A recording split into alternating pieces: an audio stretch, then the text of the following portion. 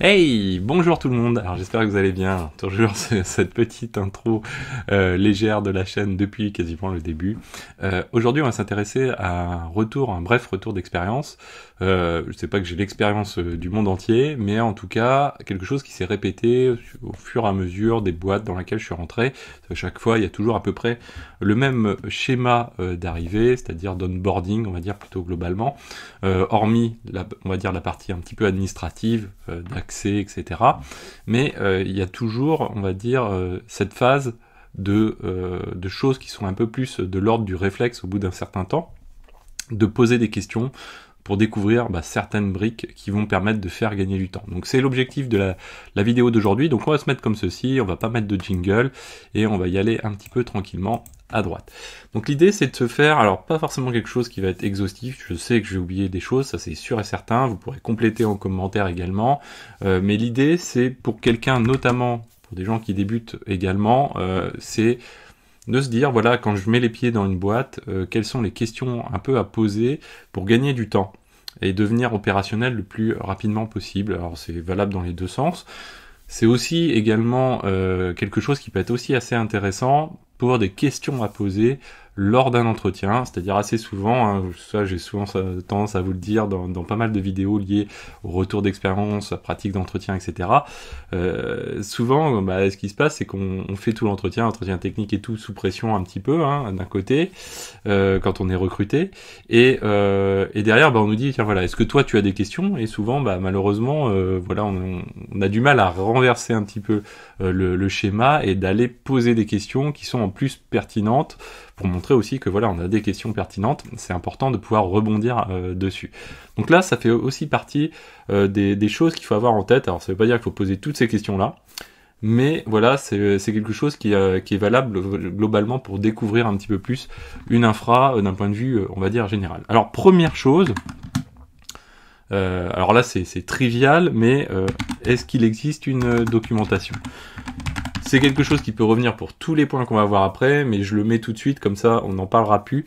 C'est quelque chose qui est important, la documentation, ça vous le savez, surtout sur des infrastructures, et plus ça va, plus les infrastructures sont quand même parfois relativement complexes, ou en tout cas imbriquées avec différents outils, cloud, data center ou pas, etc. Donc ça donne des choses qui peuvent être un peu complexes, et chaque boîte, chaque société est différente. En termes d'outils, de toute façon, chaque société est différente. C'est pour ça, quand on me dit je recrute par rapport à des cases à cocher, ça ne marche plus. Et c'est pour ça aussi qu'on retrouve peu de boîtes maintenant qui fonctionnent comme ça sur le mode de recrutement. Donc maintenant qu'on a écarté ça, on va passer au reste un petit peu. La documentation, ça englobe plein de choses. Il y a de la qualité de documentation aussi qui compte, parce que voilà, il y a aussi des boîtes où je suis passé, on m'a dit j'ai de la documentation, et en fait quand on regarde dedans, c'est pas tout à fait ce dont à quoi nous on s'attend quand on parle de documentation. Chacun a un petit peu sa définition, ou en tout cas ce qu'il considère comme une documentation. Donc ça aussi, c'est aussi quelque chose qui est assez important. Ça veut pas dire que c'est bien, c'est mauvais, etc. Ça veut dire que des fois, il y a des choses à faire évoluer. Peut-être qu'on peut apporter justement des choses, même en arrivant avec un regard neuf, pour pouvoir compléter des documentations, faire évoluer, etc. Donc ça, c'est important. Alors ensuite, il y a la partie infrastructure. Donc l'idée, on va se voir quelques points on va dire d'attention sur l'infrastructure. Alors l'infrastructure, il y aurait 10 000 trucs à dire, mais si on devait se faire une première chose, c'est voilà, est-ce qu'il y a un schéma à grosse maille? Parce que aussi, ce qui peut se passer, c'est que les gens sont des fois un peu dans leur bulle et vont tout de suite vous faire plonger dans le truc avec toutes les règles de flux, etc., etc. L'idée au début, c'est plutôt de faire une première passe pour que la personne, je trouve, ou en tout cas pour qu'on puisse avoir une vision un petit peu globale, et pour qu'ensuite on puisse aller imbriquer des choses dedans. Ça, c'est quelque chose qui est important. Donc il existe souvent des schémas plutôt de l'ordre de soit de la com interne, voire même avec de la com externe, qui peuvent être souvent assez bien faits. Donc alors je mets schéma au singulier, mais c'est au pluriel. Schéma à grosse maille, ça me paraît quelque chose qui est assez intéressant. Ensuite, donc dans le schéma à grosse maille, c'est bien sûr là où on va voir, il y a du cloud, il y a du data center, multi-cloud, etc. Donc derrière, ça enclenche d'autres questions qui, le but n'est pas de rentrer là encore dans le détail du détail, mais comment sont faites les interconnexions, par exemple, quels outils, est-ce qu'il y a des IPsec, etc. Là encore, sans rentrer complètement dans le détail dès le début, mais en tout cas, commencer à imaginer un petit peu comment les choses sont interconnectées ensemble. Donc ça, c'est quelque chose qui est important. Ensuite, là aussi, toujours, je trouve assez important. Donc tout ça, bien sûr, ça a adapté en fonction des entreprises. Mais est-ce qu'il y a des environnements? Donc est-ce qu'il y a le fameux, on va dire, dev, pré-prod, prod, par exemple? Là encore, quasiment dans toutes les boîtes où je suis passé, c'était différent à chaque fois. Donc il n'y a pas de bien, de pas bien, etc. Chaque modèle est complètement différent. Ce qui est par contre important à voir, je ne sais pas si vous êtes sysadmin, on va dire DevOps avec un côté infrastructure, c'est comment vous allez pouvoir faire des tests d'infra. C'est-à-dire comment vous allez pouvoir tester, je ne sais pas, vous avez un nouveau cluster que vous souhaitez tester en conditions, alors pas forcément de production, mais quand même en conditions un petit peu avancées, comment vous allez pouvoir le tester avec les outils d'automatisation, etc. Donc ça, est-ce que vous avez moyen de vous créer un environnement ou est-ce que tout se fait localement sur votre laptop? Ça, c'est une question qui est assez importante parce que derrière, ça va faire en sorte que d'une part, vous allez pouvoir pousser des choses de manière plus ou moins fluide ou pas, faire de la R&D un petit peu, vous-même progresser au passage, faire progresser l'équipe également. Donc je trouve qu'une infra on va dire une société qui a prévu de pouvoir faire des tests d'infra quelque part, ou en tout cas ça se fait régulièrement, de manière fluide, en tout cas ça apporte vraiment beaucoup de choses.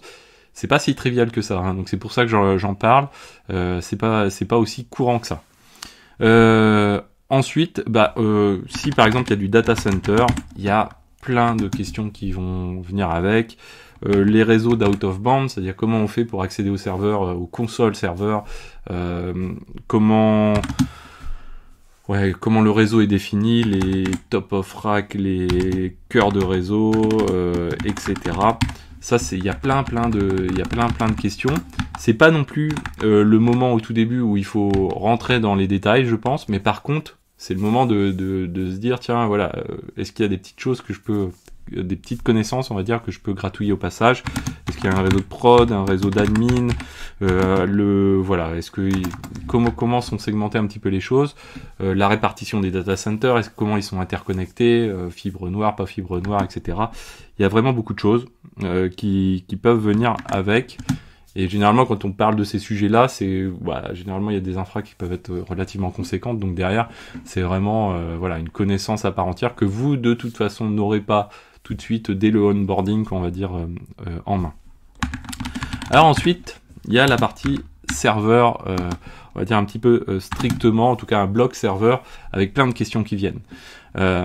Première chose, c'est alors même sur la partie infrastructure, c'est vrai que j'ai oublié un point, c'est par exemple, est-ce qu'il y a des bastions, comment est gérée la sécurité de cette infrastructure? Là encore à grosse maille, c'est-à-dire quelle est la porte d'entrée dans l'infra, est-ce que c'est par un bastion, est-ce que c'est par du SSH en direct? Il y a plein de manières de faire. Mais est-ce qu'il y a des VPN d'installer, combien il y en a, donc il y a pas mal de questions liées à ça. Là encore, l'idée c'est juste de poser quelques petites questions pour susciter la discussion, pas se laisser guider dans des détails de folie, prendre vraiment les choses un petit peu de manière macro pour pouvoir y revenir par la suite. Alors sur les serveurs, quelle est la part, on va dire, de la partie physique, de la partie virtuelle, et on peut comprendre, quand on comprend dans la partie virtuelle, bien sûr, la partie cloud. Donc ça, c'est quelque chose qui est important dès le début à avoir en tête. Quelle est la part entre les deux, parce que derrière on va pouvoir se dire, tiens, tel groupe d'outils dont on va nous parler, qui va représenter, par exemple, qui va s'appliquer aux machines physiques, si c'est pour 10 machines physiques sur 1000, ok, c'est pas très grave si j'ai pas encore complètement connaissance de ce truc-là tout de suite. Faut peut-être mieux plutôt s'intéresser au provisioning dans le cloud, par exemple, s'il y a plus de cloud. Donc ça va permettre de proportionner la vitesse d'acquisition de connaissances. Alors peut-être que vous aurez des sujets tout de suite sur de toutes petites stacks, hein. Peut-être qu'on vous embauchera juste pour déployer un hyperviseur par exemple. Et bien là du coup vous allez pouvoir proportionner un petit peu les choses. Alors quand on parle de virtualisation, quelle est la part de virtualisation, on va dire un petit peu plus classique versus la conteneurisation. Ça, c'est aussi quelque chose qui est important. Il y a encore des sociétés qui n'ont pas de conteneurisation et qui n'en ont pas besoin. Donc, c'est pas non plus une obligation d'en avoir. Certaines, ensuite, vont être plutôt pour le tooling interne, on va utiliser de la conteneurisation. Pour tout ce qui est applicatif, on va pas en avoir. Inversement également, donc c'est vraiment des choses qui sont importantes à avoir. Ça permet aussi de voir un petit peu donc généralement on va faire appel à différentes équipes quand on va déployer de l'applicatif ou quand on va déployer de l'infrastructure. Ça peut être les mêmes équipes également, mais s'il y a différentes équipes, d'ailleurs ça va permettre de voir un petit peu qui dispose de la connaissance en matière de virtualisation, en matière de conteneurisation. Est-ce que c'est une connaissance qui est partagée parce que tout le monde a les mêmes pratiques un petit peu, en tout cas les mêmes outils. Donc ça c'est important, notamment pour mieux comprendre la culture d'adaptation aux technologies également. Donc ça c'est voilà, et ce n'est pas forcément une nécessité. Ensuite il y a le type de conteneurisation, ou plus exactement le type de clusterisation, on va dire. Alors ça c'est valable à la fois pour la conteneurisation, donc est-ce qu'il y a du Kubernetes par exemple, je sais que c'est important de parler de ces mots-là, mais est-ce qu'il y a du Kubernetes, est-ce que c'est, je sais pas, du Swarm, est-ce que c'est du Nomad, mais derrière, au-delà de ça, c'est est-ce que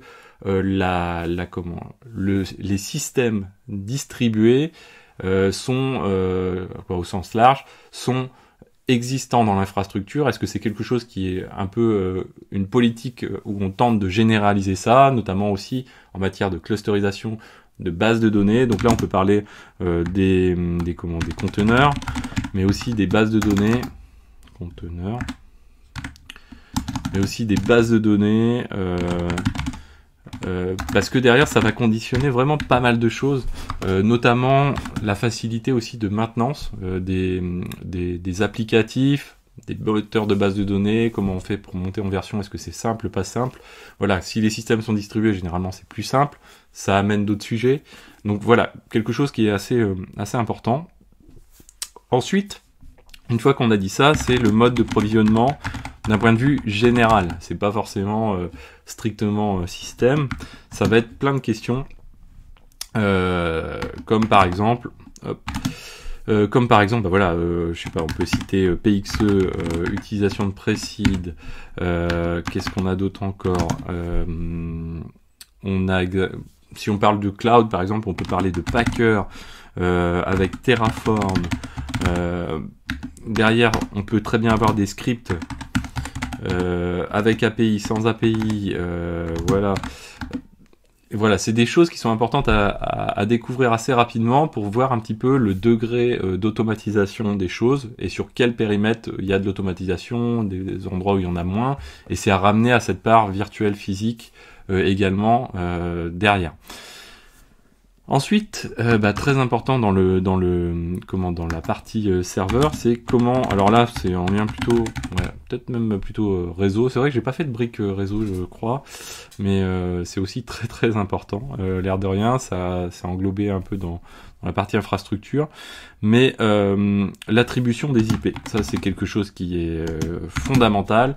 Est-ce que c'est des IP statiques, dynamiques, donc à base de, je sais pas, DHCP par exemple? Donc ça c'est important, comment sont attribués les IP, parce que derrière ça veut dire est-ce qu'il y a une part manuelle dans ces attributions ou pas, et comment on fait pour les délivrer ou pas. Est-ce qu'il faut faire des nmap pour scanner le réseau et vérifier qu'il y a des IP disponibles, comment sont pensés les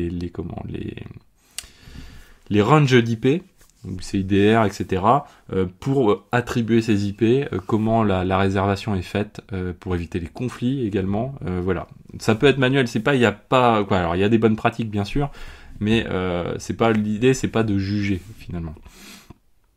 Donc derrière, bien sûr, vient la question, souvent en même temps, des inventaires. Comment sont faits les inventaires? Est-ce qu'il y a une CMDB? Je sais pas, type Netbox, est-ce qu'il y a, je sais pas, Fusion Inventory, par exemple, etc. Donc il y a vraiment beaucoup de questions aussi encore sur ce sujet-là. Ça permet de voir un petit peu comment on peut avoir une vision globale de l'infra, comment on peut avoir connaissance des serveurs qui existent, des instances qui existent, en avoir une représentation, comment on fait Si on nous dit voilà, il faut intervenir sur le VPN, bah, comment on fait pour trouver ce VPN, comment on recherche son nom, comment on peut s'y connecter.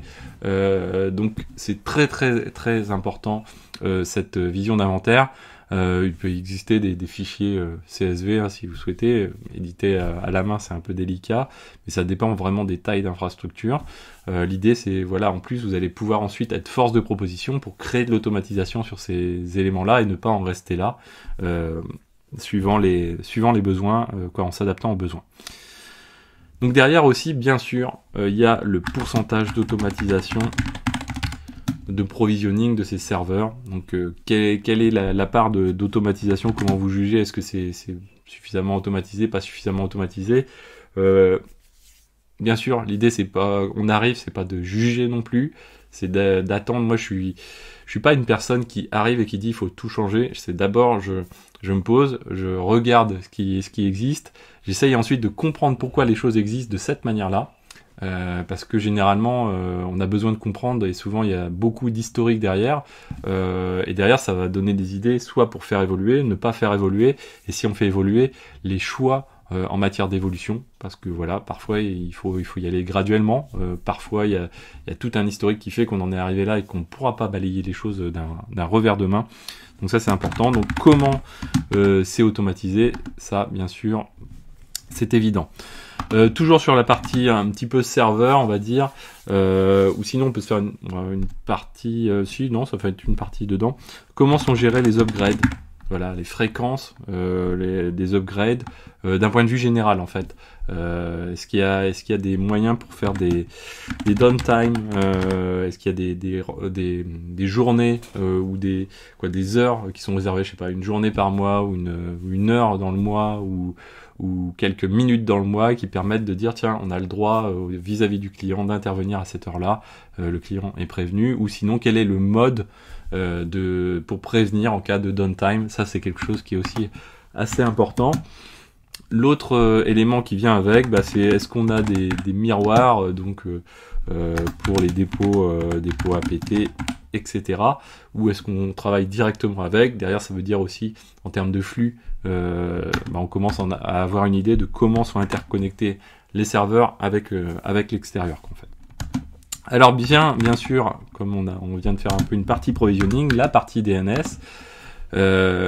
Donc derrière, est-ce que c'est des DNS qui sont gérés en interne, en externe, quel est le degré d'automatisation? Donc ça aussi c'est important. C'est pas parce que c'est en externe que ce n'est pas automatisé. Il y a des API maintenant pour la plupart des DNS. Voilà, quels sont les modes pour mettre à jour un DNS. Donc ajout d'entrée, comment ça se passe, quelle est la procédure.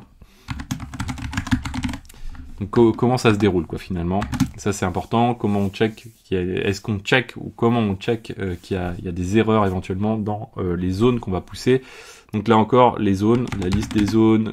Alors l'idée c'est pas forcément d'avoir la liste des zones au début parce que dans certaines sociétés ça va être complexe, mais comment sont gérées les zones en interne, les zones internes, externes. Donc interne, j'entends dans notre, si vous avez, je sais pas, un data center, du cloud ou quoi, vous avez certainement un DNS interne. Et derrière, comment il est géré, quels outils derrière. Donc les outils, on a pléthore, donc les outils type bind, type je sais pas, power, DNS, etc. Ensuite, donc sur cet aspect là vient également, alors DNS on va mettre certificat, on va dire TLS. Donc là aussi c'est souvent en lien parce que voilà, s'il y a des fournisseurs externes, les TLS peuvent être au même endroit que généralement les serveurs, les fournisseurs de DNS. Donc là les cert TLS, est-ce qu'il y a du Let's sans script? Est-ce que comment sont le process de renouvellement? Et là encore à grosse maille, l'idée c'est pas avoir du détail complet, mais comment ça se passe, parce que en plus ce qui peut se passer c'est que si vous êtes sur des petites équipes, bah, les gens peuvent vous laisser un peu les clés de la boîte pendant une semaine, et bah, si jamais ça se déclenche, vous avez une alerte sur un des certificats, il faut être en mesure de pouvoir le faire. Généralement, c'est des points assez chauds, assez tendus, ce genre de choses.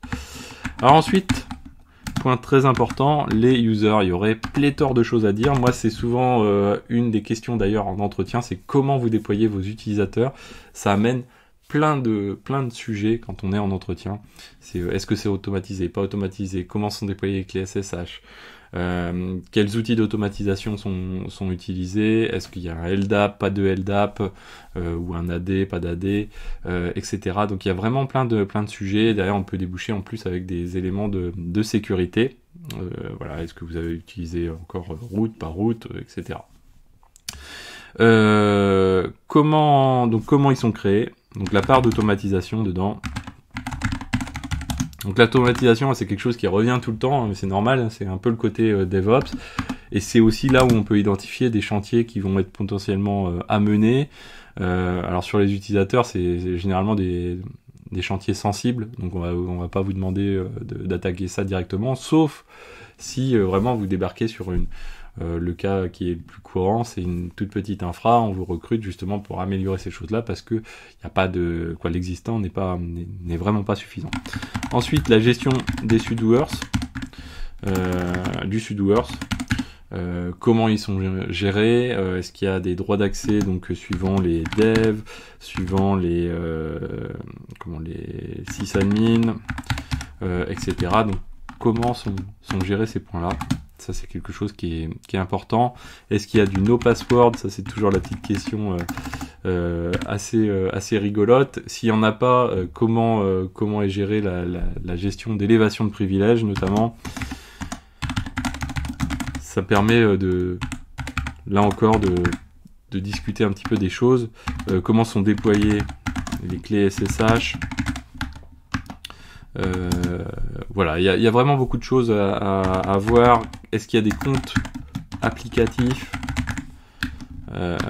Ça, c'est important quand on fait du onboarding. Ça va permettre ensuite de savoir, par exemple, quels historiques, quand je me rends sur une machine, quels historiques je vais pouvoir potentiellement consulter. Si je suis sysadmin, généralement j'ai pas mal de droits.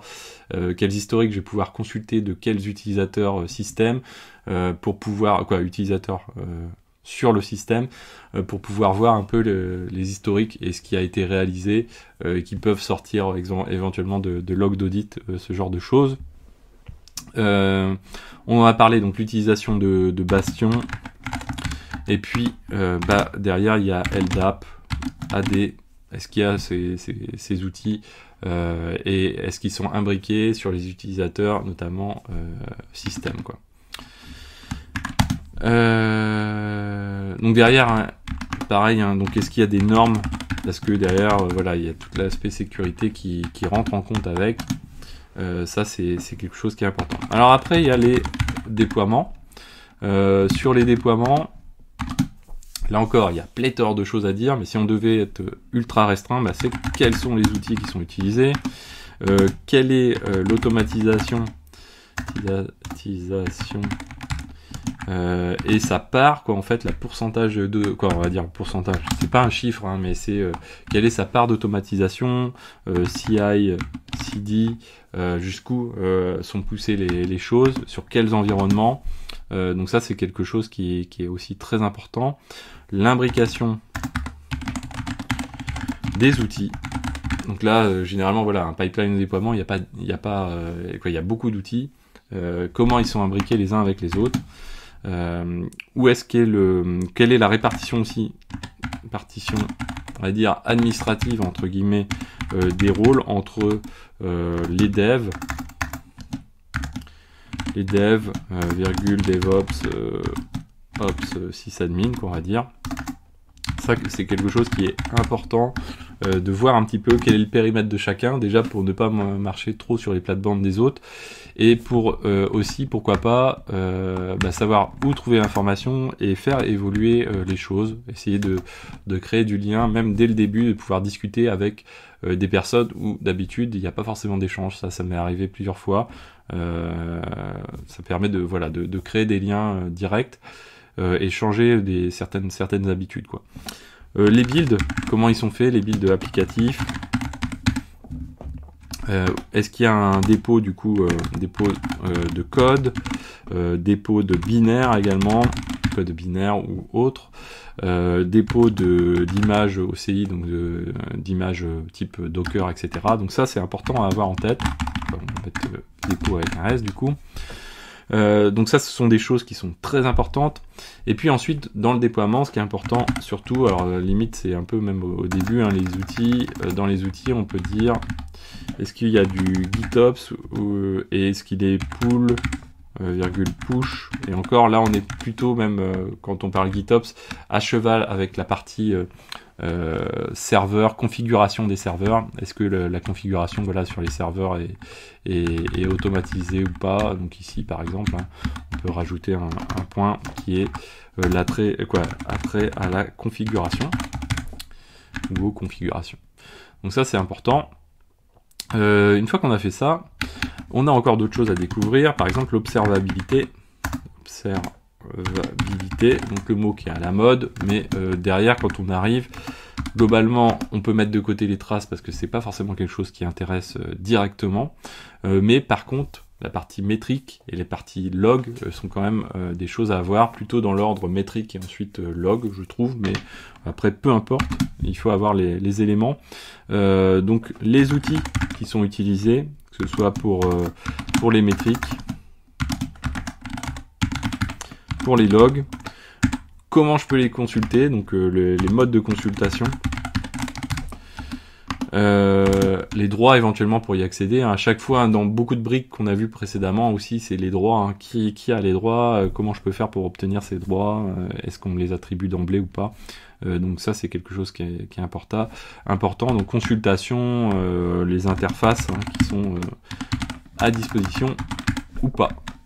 Et les modalités d'accès, parce que peut-être parfois certaines interfaces sont protégées volontairement, vous avez besoin de faire, je sais pas, du proxy SOX par exemple pour y accéder, c'est pas impossible. Derrière les alertes, comment sont gérées les alertes, critical versus warning, quoi, on va dire. L'idée là, c'est toujours pas de rentrer dans le détail, mais voilà, comment sont gérées un petit peu les choses, est-ce qu'il y en a beaucoup d'un côté et de l'autre, prendre un peu la température finalement du bain avant de plonger dedans, ça c'est quelque chose qui est important. Et puis également, quel est le mode de notification des alertes, ça c'est capital. L'alerting, c'est quelque chose de capital, à la fois en matière d'astreinte, ça je l'ai déjà dit, mais en matière également de journée en production. C'est ce qui va faire que les équipes peuvent se dégager du temps sur des projets ou pas, ou travailler en mode saccadé. Et en mode saccadé, c'est pas très agréable. Donc l'alerting a un rôle capital dessus. Et derrière, en découle, bien sûr, est-ce qu'il y a des gens qui sont de permanence, entre guillemets, de prod ou pas. Donc on va dire, ça c'est un peu un terme qui revient un peu moins souvent, mais c'est ce qu'on appelait l'ingénieur de production, enfin les ingénieurs de production. Mais est-ce qu'il y a une personne qui est affectée à ce rôle-là? Alors pas forcément en permanence, mais est-ce qu'il y a des fois, c'est voilà, chacun prend une journée dans la semaine, etc. Est-ce qu'il y a des règles de ce type-là? Ça, c'est quelque chose qui est très important. Donc là, on a vu brièvement la partie observabilité. Ce qui est intéressant aussi, c'est de savoir si les logs sont exploités. Juste, en fait, c'est souvent même plus une espèce de curiosité parce que assez souvent, il y a beaucoup de boîtes qui collectent beaucoup de logs, mais qui en exploitent très peu finalement. Donc là, ça donne un petit peu une acquaintance, en tout cas plutôt de savoir un petit peu est-ce qu'il y a des passerelles faciles entre des outils qui ont été mis en place par une infra et est-ce qu'ils sont utilisés par les devs ou pas, et les facilités d'accès qui sont données aux devs pour consulter ce genre de choses. Ça donne une idée un petit peu de culture d'entreprise finalement, et peut-être de choses à faire évoluer, mais en tout cas ça donne surtout une idée de comment ça se passe. Derrière en découle l'astreinte, est-ce qu'il y en a une ou pas? Ça c'est quelque chose qui est important, mais normalement ça c'est une question que vous avez posée avant quand vous étiez en entretien, mais derrière voilà, est-ce qu'il y a une documentation? Alors qu'elle soit spécifique ou pas à l'astreinte, peu importe, mais est-ce qu'il y a une documentation qui permet de réagir vite en fait, et sans se poser de questions. Ça, c'est quelque chose qui est important, en tout cas, en se posant le moins de questions possible. C'est ce vers quoi il faut tendre, en fait, quand on fait de l'astreinte, me semble-t-il. Derrière, donc, du coup, est-ce qu'il y a une capitalisation sur l'astreinte, c'est-à-dire des réunions de débrief? Est-ce qu'il y a des... Donc, au-delà des réunions de débrief, est-ce qu'il y a des... Donc, hop là, voilà. Un suivi, ça c'est important, généralement il y en a, mais s'il n'y en a pas, bah, c'est peut-être à créer d'ailleurs. Un suivi de ces astreintes, et surtout, hop là, primordial, hop, voilà. Un suivi, est-ce que derrière ça déclenche des actions? Donc, voilà, si les suivis ne permettent pas de déclencher des actions et de les prioriser, ça c'est quelque chose qui est dommage. Par exemple, là sur les astreintes, l'erreur c'est de se dire voilà, les astreintes c'est les ops qui les font, ou même les ops et les devs, mais derrière si on fait une réunion de débrief et qu'il n'y a pas les lead dev dedans, bah, finalement ça sert pas à grand chose. On va passer à côté de plein d'actions qui peuvent être mises en œuvre, en tout cas dans certaines sociétés. Donc là derrière les actions et qui est présent, donc les leads ou pas. Parce que derrière voilà, ça va conditionner le fait de résolution de problèmes de fond. Par exemple, redémarrer des applicatifs à la main en astreinte, c'est bien, mais derrière ça devrait déclencher des actions, parce que ça veut dire qu'il y a certainement des choses qui sont à revoir en termes de développement. Si ça porte en tout cas sur cette brique là, si ça porte sur des briques infra, bah, voilà, c'est côté infra, mais justement c'est à ce moment là qu'il faut discuter de ces choses et ne pas laisser justement les petites choses qu'on a l'habitude de procéder un petit peu par coutume, qu'on va dire. C'est-à-dire, cette application-là, on la redémarre, c'est comme ça en astreinte, et on sait très bien qu'on la redémarre, et ça se passe comme ça. Non, il faut régler, même les petites choses, il faut les régler, parce que c'est ce qui assainit finalement l'infrastructure au quotidien, parce que des choses qui arrivent en astreinte arrivent également en journée, et c'est aussi l'occasion de soulever les choses et de les régler. Comment sont faites les notifications en astreinte? Ça, c'est, je trouve, assez intéressant. C'est que est-ce qu'il y a le moyen, hormis tout moyen physique réellement, mais entre guillemets de transmettre ce qu'on pourrait classer comme téléphone d'astreinte, en tout cas transmettre l'astreinte. Est-ce qu'il y a un moyen de transmettre l'astreinte entre deux personnes ou pas? Ça peut être simplement le changement d'un compte mail par exemple, mais est-ce que ça existe? Si ça n'existe pas, ça veut dire que généralement il y a des choses un petit peu à creuser en matière d'astreinte, et ça peut soulever matière à discussion. En tout cas, ça ne veut pas dire qu'il faut revoir tout de fond en comble, mais en tout cas, il y a certainement des possibilités d'amélioration à faire. Donc ça, c'est quelque chose qui est aussi assez important. Derrière, on va essayer d'en finir là. Les backups, ça fait une demi-heure. Les backups, là, il y a plein de choses à dire. Donc, mais quelles sont les règles? Les règles. Et là, ça déboule sur plein de choses. Règles politiques. Donc, les fréquences. Et là encore, c'est à grosse maille, c'est pour essayer de comprendre les principes de fonctionnement. La localisation. Est-ce qu'ils sont... alors, sur les mêmes serveurs, là, ce serait dramatique. Mais est-ce qu'ils sont sur les mêmes data centers, sur d'autres data centers, sur du cloud, sur du S3 est-ce qu'ils sont faits par... quelle est la part de choses faites par des scripts, par les applicatifs? Il y a vraiment beaucoup de choses à faire. Les outils utilisés, est-ce que c'est des outils type Vim, V-E-A-M, si c'est quoi ouais, il me semble, ouais. Air Snapshot, Restic, il y en a plein. Est-ce que c'est les applicatifs? Voilà, il y a des applicatifs qui nativement font les choses. Donc ça, c'est quelque chose qui est important. À la fois pour les parties, donc les backups, quelle est la part des backups on va dire logique et physique? Ça, c'est souvent un changement de choses qui est de vue qui est peu on va dire étudié en entreprise, mais c'est derrière, est-ce qu'on sauvegarde des instances ou les applicatifs, ou même les applicatifs qui sont dessus. Donc on peut combiner les deux, on peut par difficulté ne faire que l'un ou que l'autre, etc. Essayer un petit peu de comprendre ces choses-là.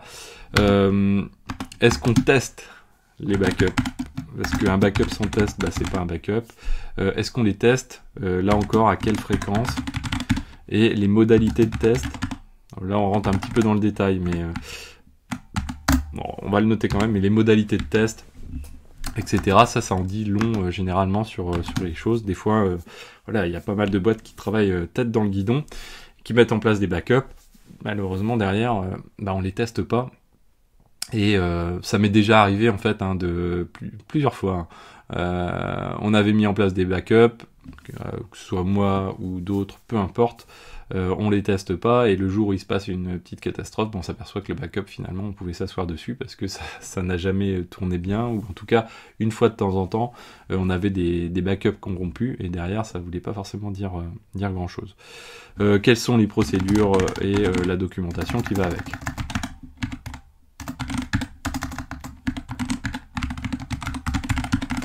Donc là, une fois que vous avez fait ça, vous avez déjà un spectre de vue sur l'infrastructure sur lequel vous êtes arrivé et vous êtes en onboarding.